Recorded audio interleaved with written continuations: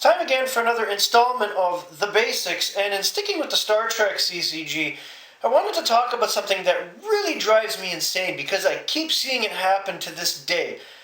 In all the years I've played the Star Trek CCG, players make the same mistakes when it comes to away teams and getting them down on a mission to score points. And I don't understand why this keeps happening. So let me show you what I'm talking about, okay?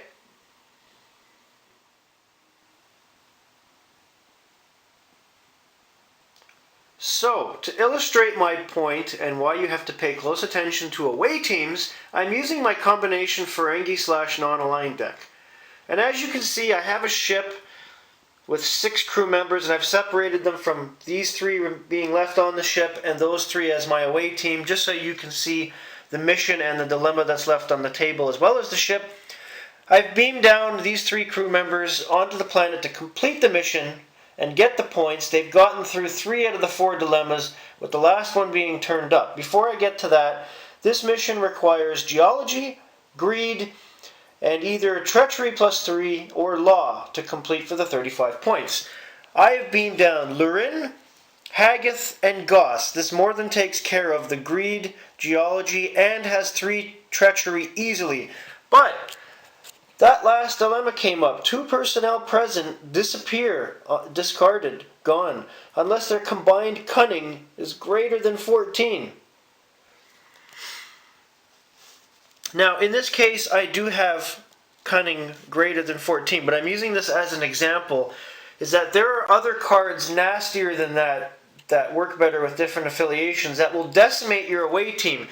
And what I'm getting at here is, by beaming down these 3 as my away team, I've gotten rid of 2 command level personnel and 3 in total that have amazing attributes. So say something happens to them and that card disappears, 2 of them random, and let's say it's these 2, and they immediately go to the discard pile, providing I don't have the cunning. I'm just making an example here.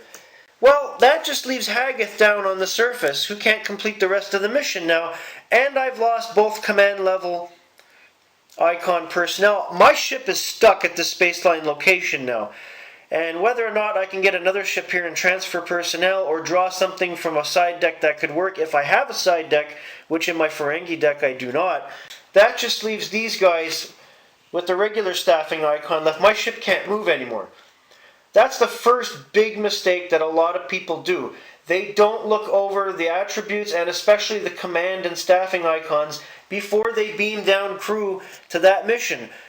Say all 4 of those dilemmas wipe out your away team with those command icon crew members. Then what do? You're screwed at that point, for the most part. Number 2.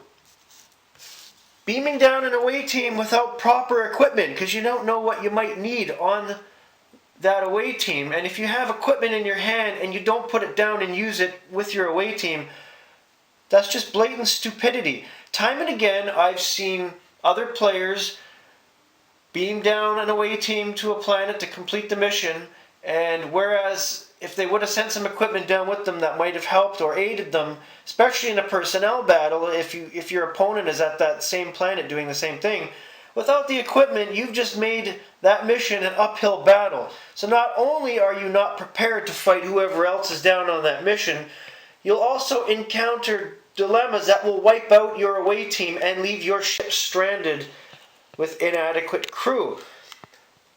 This is bad, people. You can't count on having another ship, depending on what part of the game you're at, to come over there and save you and or score the points. You really have to think before you send an away team down to the planet. And this also includes if you have a secondary craft like a shuttlecraft docked on that ship. If you want to use that, you could just as easily lose your shuttlecraft or something else can happen. Wow, there's a lot to think about with away teams. But like I said, those are the 2 biggest mistakes I've seen over the years. Now, that all being said, one of the solutions that a lot of players like to use to negate anything like this happening is making sure they don't set out down the space line from their outpost until they have at least 8 or 9 crew members on that ship. That way they're covered. That can work, but at the same time, if you're waiting all those turns to get all those people on your ships, your opponent's already going down the space line and scoring points. Unless you can get a red alert out quickly and get more than one ship and a lot of personnel down and just start moving down that space line, 6 or 7 should be sufficient to get you going. Just look over your staffing icons before you send an away team down to the planet, and or make sure you have equipment that is necessary that can help you. You never know when your opponent's going to be at that mission and you're going to get into a fight. That's all for today. Have a great day, everybody.